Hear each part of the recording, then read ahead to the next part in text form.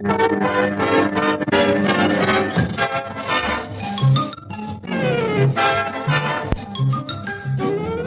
is Jimmy Clitheroe as the Clitheroe Kid with Peter Sinclair, Patricia Burke, Danny Ross and Diana Day in... A Slight Case of Whiskey.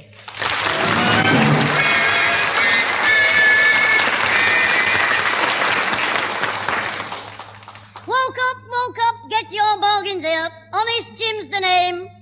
I've been standing on this market for over 30 years and my feet are killing me.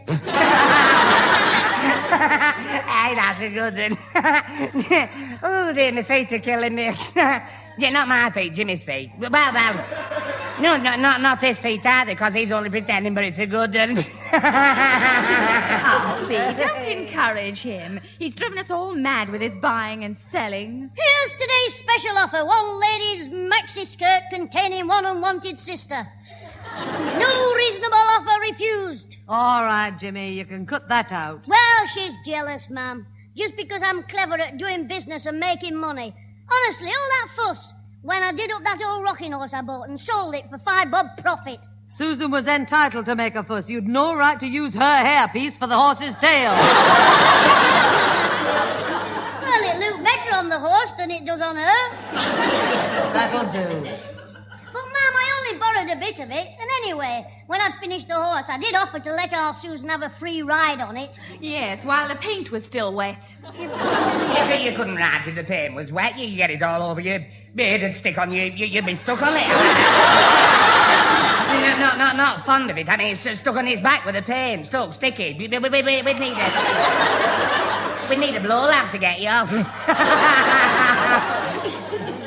Woke up, folks. The goods are cheap and the jokes are free. Oh, with every bargain you buy, I give plenty of stamps. Well, what sort of stamp? In our Susan's case, all over a foot. He's asking for a smack, Mother. Jimmy, behave yourself. No. What's all the bother? Come on in, Higgy. Oh, thanks, Pete. I don't know what the bother is, but I bet I know who's causing it. Hello, Mr. Higginbottom. Hello, Master Troublemaker. Pat, Higgy thinks we've won a few quid each in the bowling club sweep. We're going to collect it, so we'll be back in about an hour. Well, Susan and I'll be out. We're going to see Auntie Ethel in the convalescent home. Yes, and I'm taking Jimmy to the open market to get him some shirts for a friend. No, not Jimmy some shirts. I meant my dad. No, not taking my dad to the market. You think? Look, I got my bonus at work today and drew nearly 30 quid. And when I told Jimmy, he said my wallet would be heavy and he offered to carry it for me. It was a joke. Cheerio. Alfie, how often do they have to change your batteries? Oh, that'll do. Come on, Higgy. Cheerio, Pat. Bye, Father. Cheerio, Mr. Higginbottom. Cheerio, Mrs. Susan. So long, Charlie Clitheroe. Ta-ra, happy Horatio Higginbottom. Yeah, my dad's funny, you know. Not funny, although he does make you laugh. But funny about his birthday presents. He always asks for shirts. Every birthday, all he wants is shirts. So that's what he gets. Shirts. Well, he's only like Mr. Higginbottom. Ozzy once told me. His dad gets the same thing every birthday as well. What does he get? He gets drunk.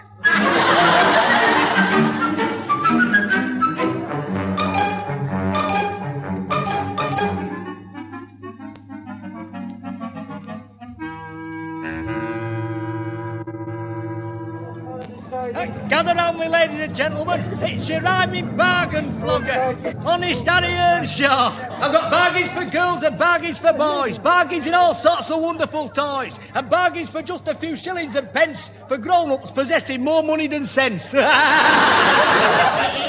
he is, Jimmy, my dad's friend. He makes rhymes up. No, not my dad. He couldn't even make the fire up. Hello, Mr. Earnshaw. Hello. Hark, do I hear the bleat of a goat, or is it a parrot with a rather sore throat?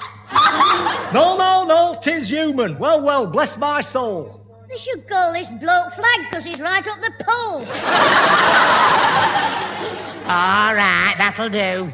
I'm glad we've caught you, Mr. Honest. Barry Shaw. Bernie, Honey Shaw. Barry Shaw. Barney Honest. Look, Alfie, hey, why don't you try perming any 3 out of 5?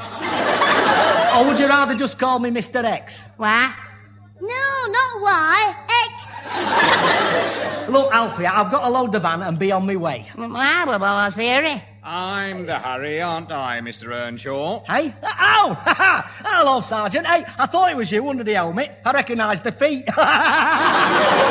I mean... Very funny. I should try thinking of a few more jokes. They'll help you to while away the time. The time that you'll be doing if you don't look out. Hey, Alfie, it's Sergeant Dixon, the one we had all the trouble with when they tried to frame... when he said Mr. Higginbottom robbed an old pensioner. The pensioner said that, Sonny, not me. And as for the trouble you refer to, the only trouble we had was height about 3 feet, complexion fresh, behaviour very fresh. Plenty of cheek, and last seen wearing a school outfit and cap answering to the name of Jimmy Clitheroe. Hey, that's funny, a talking cap.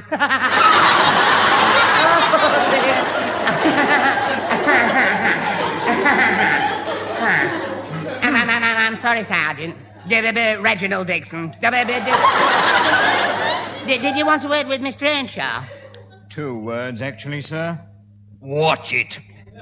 What, shit? But I haven't done anything, hey? Hey, you can't pin anything on me. As the nudist said on the Flag Day. All right, Sonny, all right. Now, look, Mr. Earnshaw, or Honest Harry, as you laughingly call yourself, I've had occasion to speak to you before about your activities on this market. For a start, there were the bottles of cough cure that turned up 2 weeks later as stain remover. Well, it was a pure accident, that. The printer sent me the wrong labels. His shirts are very good.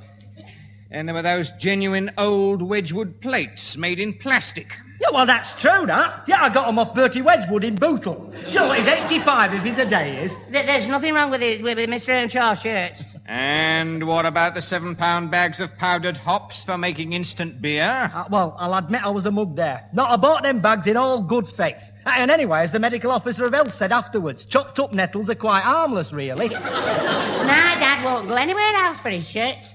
He'll be going to Strangeways jail for him by the sound of it. Well, I'll be on my way now, Mr. Earnshaw. Oh, no, Sergeant. Hey, I've got a better idea. Why don't you stop here a bit longer and then arrest yourself for loitering?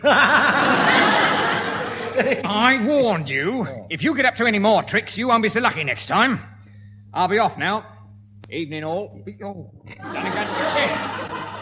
Evening, Sergeant. Alfie, say night-night to Sergeant Flatfoot. Night-night, Sergeant Footflat.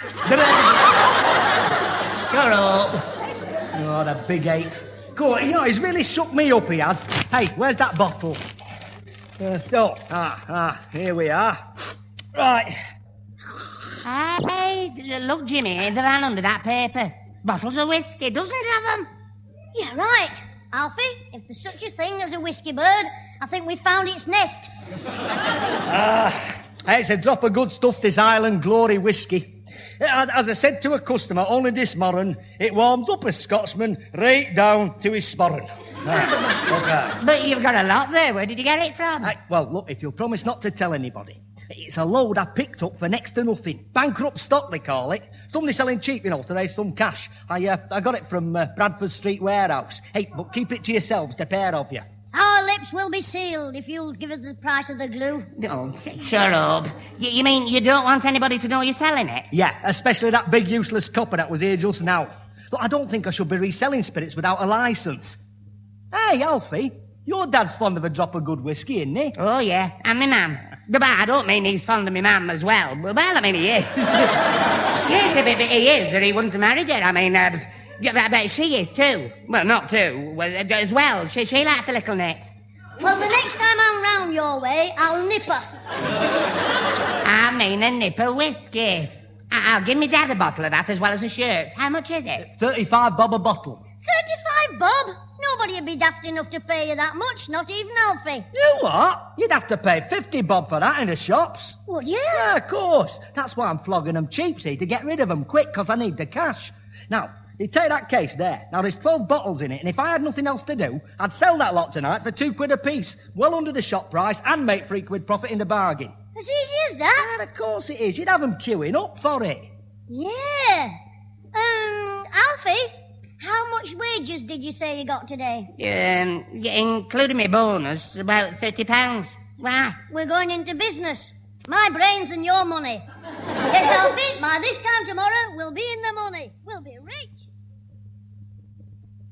Jimmy, when I shout come here, I mean come here. Now, don't go away again. Come here. Yes, Mum, I've come here. What do you want? I want you to go to that grocer who keeps open late on Friday night. I need some self-raising flour. Yes, Mum, in a few minutes. Alfie and I are just talking to me granddad and Mr. Higginbottom in the garden. I don't care if you're playing them at croquet in the garden. You're going to fetch me that self-raising flour. But, Mum, all you've got to do is ring the shop. I mean, if the flour's clever enough to raise itself, surely it can deliver it. Ha ha, you and your funny jokes. Ho ho, you and your funny face. I suppose you think you're clever. Well, I'm cleverer than you. I can stop telling me funny jokes whenever I like, but you can't stop your face making us laugh. Well, that'll do. Here's the money for the flour, a 10-bob piece. Now, off you go. I didn't quite catch that last bit. Was it keep the change? Look. Just go for the flour, will you? Go. Go. And no stopping to talk to Alfie. Oh, you can leave Alfie to me, Mother. I'm going out to have a word with him in a minute about that £30 he got in his wage packet today. Hey? Alfie's money? What's it got to do with you? Well, it's none of your business, really, but I'm going to take him into town tomorrow to buy a new coat. Well, the one he's got now is a disgrace. But you can't do that. Why not? Because he's bought a case of... in case he's bought something else with it. I mean, he doesn't need to wear a coat till the winter, and by then we'll have sold... Sold what? Sold and healed me granddad's shoes. I collected them for him at dinner time. I know. And I don't know why he bothers having those old things repaired. I think I'll take a leaf out of your book, Susan. How do you mean, Mother? Well, your granddad and Mr. Higginbottom won £5 each in the bowling club sweep. You mean Grandad ought to buy some new shoes with his £5? Yes, I do. Right, I'll go and tell him about the booze. Shoes. Fetch me that flour. I want to start the baking. Yes, ma'am. Here they are. Listen, Alfie, you mean this is genuine Island glory, this whiskey you're flogging? Yes, definitely. And we can have it at cut price. Well, Jimmy hasn't fixed the prices yet. He said I had to leave the brainwork to him. Yes, we're going halves on the profits, Alfie and me. 60-40. Shouldn't that be 50-50? Well, it used to be, but it's all different now. We're going to be decimally-lated. Oh. Well, I'll have a couple of them bottles of whiskey. Aye, and put me down for 2 as well. And I'll take mine with me now. The wife's mother's coming tomorrow. I'll have to find somewhere to hide them. But you can't have them right now. Why not? Well, the man hasn't delivered them yet. But you told us you'd paid for them. Yeah, that's right. Yeah, I paid Honest Harry £21. Well, all I can say is Honest Harry met a right Billy Muggins. What do you mean? I mean, you've been conned, the pair of you. You've seen the last of him and his whiskey. Oh, I wouldn't do that. My dad once told me, he said, Harry Earnshaw is as honest as the day is long. Well, don't look now, but it's past lighting up time.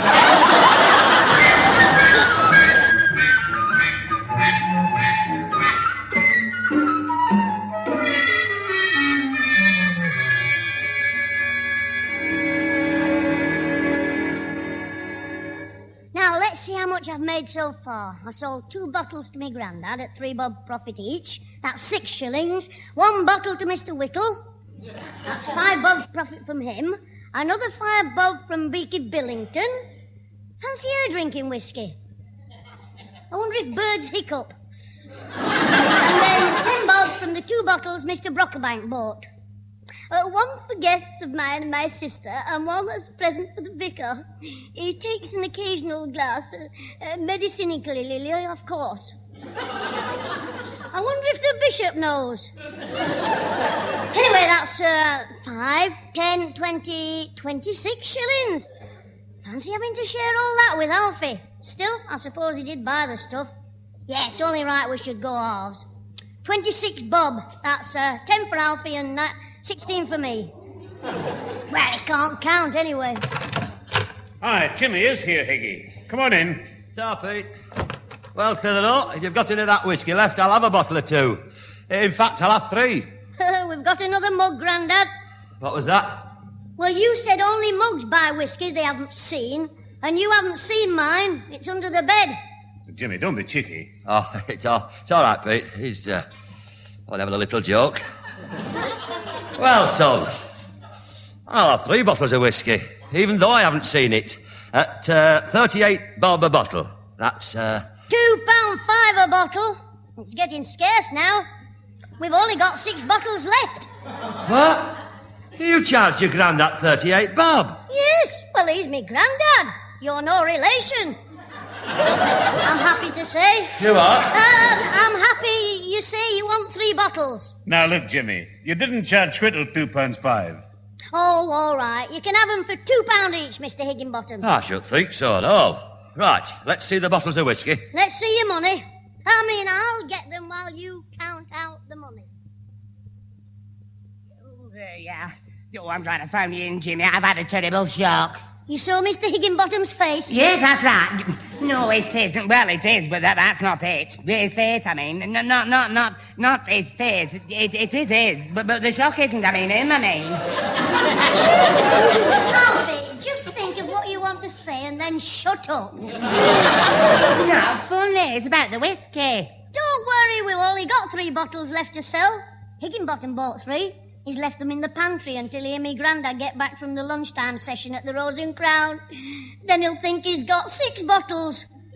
You just missed them. Oh, yeah, well, it wasn't my fault, though. Well, it was that I missed them, but not that I nearly hit them. It was Higginbottom's fault. He pulled away from the curb without signalling. His taxi did. And I was passing him to pull in here, but I had to stop to let him pull out, but I couldn't. To stop, I mean. Well, I did, but not on the road. I stopped on the pavement. I see.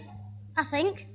And that's when you got the shock? Yes, no, well, I did, but that's not the one I mean. That was the whiskey from my Uncle Charlie. No, not the whiskey from him, the shock. Whoa, boy. Your Uncle Charlie told you something. Yeah, he works on the boilers at the police station. Well, you knew that.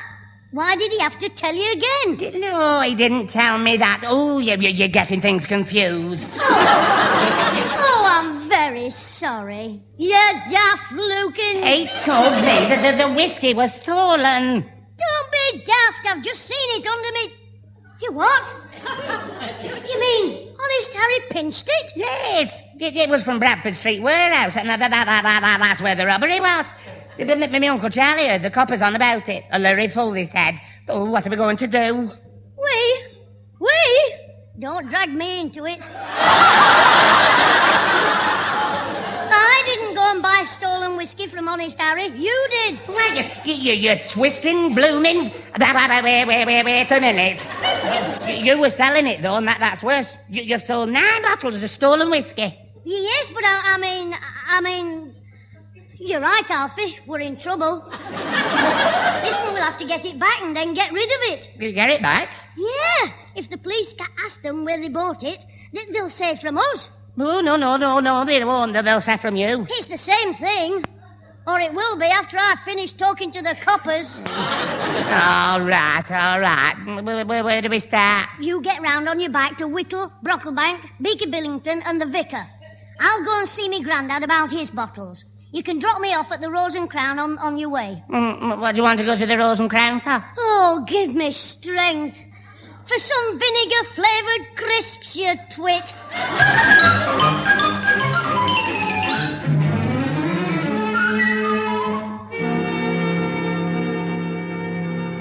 Hello. Can you hear me now? This blooming line's shocking. That's better. Listen, this is Bert Craddock from the Rose and Crown here. Hold on a minute. I'm just on the phone. Hello, yes? Yeah, that's right. Well, I haven't had me 24 crates of stout. We'll be running short soon. You what? Well, I know they should have been delivered today. That's why I'm ringing. All right, I won't be long. What? No, I was shouting to somebody in the snug. We don't usually get anybody in there at dinner time. We've got the right one in there now. I'm coming! Look, I'll have to go. I think someone must be dying of thirst. Yes, well, all right, but make sure that stout's here tomorrow, right? Right, ta-da. Where is this bloke with his tongue out? Right, mister, what can I... Hey, he's gone. No, I'm here. It's a high counter. What? What are you doing here? Now, I know they're starting young these days, but there is a limit. I haven't come in for beer, mister. I should hope not. No. I'll have me 3 fingers of red-eye, Mac, and tell the sheriff I'm in town. You'll get 5 fingers of my hand on your bottom if you don't clear off. And I'm not Mac, I'm Mr. Craddock. Oh, pleased to meet you, Mr. Craddock. How's funny? Still having trouble with your shirt collars, are you? Out! Go on, get out. I'm sorry. Mister, I've come to see me Grandad. He's in trouble. I can see that he's got you for a grandson. No, this is serious. Where can I find him? Who is he? Me Grandad, you Oh, Mr. Sinclair. He's with Mr. Higginbottom here somewhere. Oh, the Scots fella. Yes, I know him all right. You should do. You get all his money. Where is he? He's in the billiard room playing snooker with Higginbottom. Oh, thanks. Through there, is it? Hey, wait a minute. You can't go in there. You're under 18. So what? I'm going to see me Grandad not get married. I told you, you can't go in there. Now, I'll tell him to come out. If you tell him to leave, he'll think it's closing time and faint. Yeah, well, wait till I get round there. I'll teach you. How about that for a shot, Higgy? Grandad, I've got to see you. Look at old Scott Saucer's a snooker player. What are you doing here, Clitheroe? Jimmy, what's the idea of coming in a pub? I had to see you, Grandad, and by the time you get home, it might be too late. You could be right. The way he's winning free beer off me, he'd probably float home.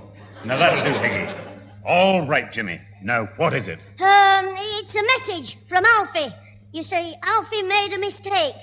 So did Alfie's father. He should have swapped him for a pup. Oh, shut up, Higgy. Yes, Mr. Higginbottom. Alfie doesn't say rotten things about you. He thinks you're clever. Oh, does he? Yes, only last week he said, whatever anyone talks about, Mr. Higginbottom knows it all. Yeah. Look, get lost. Go on. Now, look, Mr. Sinclair, we can't have boys in the billiard room, so will you tell this young grandson of yours to go home? All right, Bert, I'll see to it. Now then, Jimmy, what's the message you've got for me? Well, it's for Mr. Higginbottom as well. It's about the whiskey. The whiskey? Now, look, if you or that bird-brain hall think you're getting it back to flock to somebody else, forget it. I bought that whiskey and I'm going to keep it. It's mine. Well, it might take you a long time to drink it. About 5 years. Unless they have Christmas parties in Dartmoor. What are you talking about? Alfie's Uncle Charlie said that whiskey was stolen. What? You little I'll string you up, you and Alfie all, the stupid, dozy, brainless nit. You were right, Grandad. Mr. Higginbottom does get nasty in drink.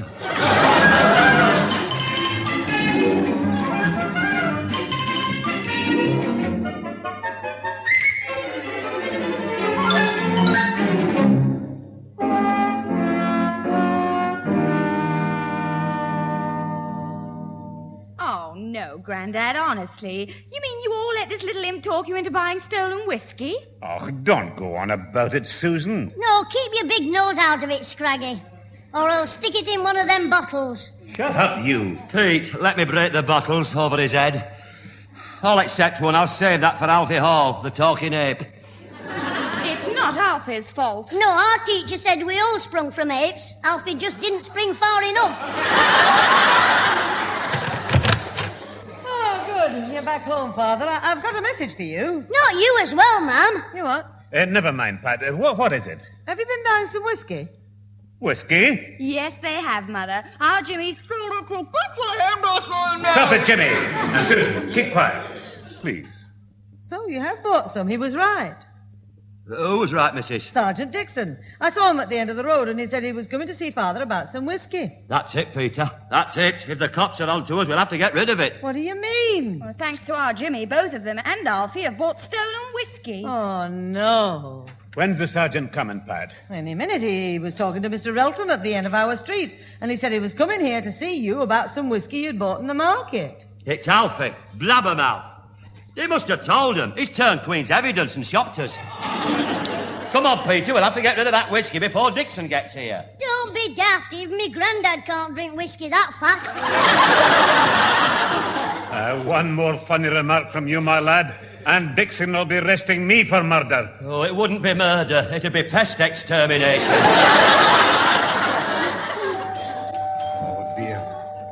that? I'll have a look out of the window.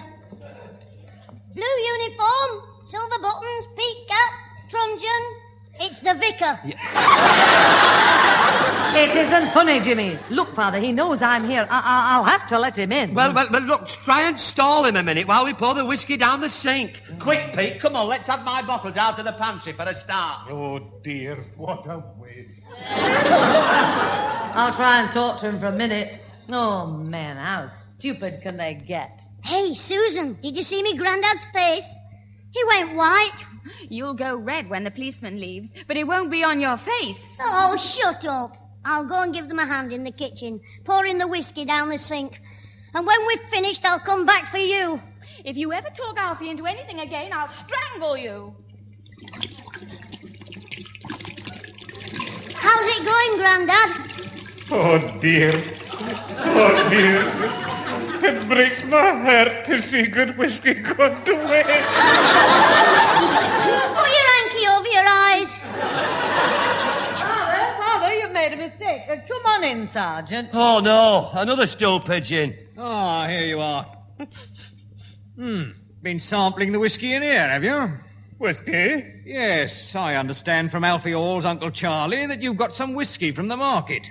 We don't know what you mean. I wasn't there anyway. I'm too young and I... Keep quiet, Jimmy. It's all right, Father. The sergeant wants to buy some. You what?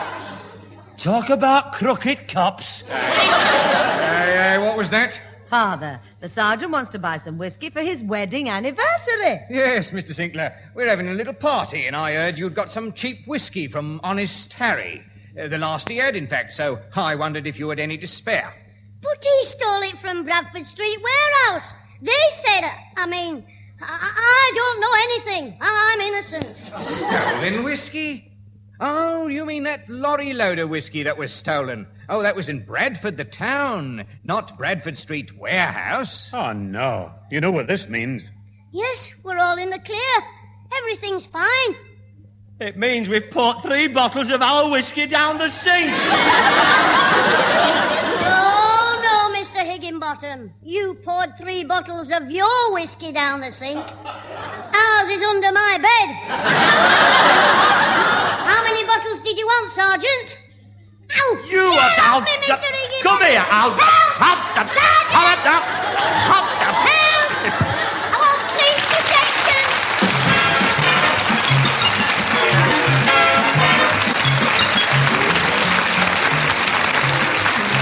Those involved with the Clitheroe Kid this week were Peter Sinclair as grandfather, Patricia Burke as mother, Danny Ross as Alfie Hall, Diana Day as Susan, Tony Melody as Mr. Higginbottom, Colin Edwin as Honest Harry and the barman, and John Graham as Sergeant Dixon. The recorded programme was written by James Casey and Frank Roscoe, produced by James Casey, and starred Jimmy Clitheroe as the Kid himself.